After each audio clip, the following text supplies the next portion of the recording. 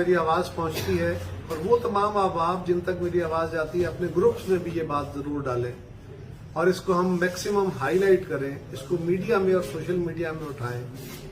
और गुजारिश ये है कि काफी दिनों से मुख्तलिफ तरह की वारदातें हो रही हैं, फराडियों के ग्रुप्स हैं, अगवाकारों के ग्रुप्स हैं और वो लोगों को जनूबी पंजाब और सिंध की तरफ मुख्तलिफ इलाकों से फोन करते हैं, राब्ते करते हैं या सोशल मीडिया के जरिए सस्ते जानवर देने के, सस्ते ट्रैक्टरों, सस्ती गाड़ियां लेके देने के, या वो नेट पे डाल देते हैं, फेसबुक पे डाल देते हैं और उसके जरिए राब्ता करते हैं और वो वहां बंदों को बुला के उनको अगवा कर लेते हैं। अगवा करने के बाद वो तवान मांगते हैं और बहुत शदीद मुश्किलात में लोग रहते हैं, कई लोगों की जानें भी जा चुकी हैं। ये बड़ी तशवीशनाक सूरत हाल है।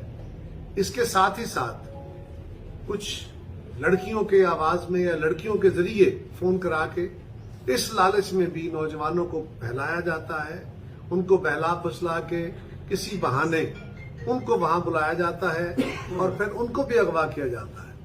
ऐसी बहुत सारी वारदातें हो रही हैं और लोग इस वारदात का शिकार हो रहे हैं। वहां बहुत मुश्किलात में लोग होते हैं, पैसे देते हैं, लोगों की जानें जाती हैं।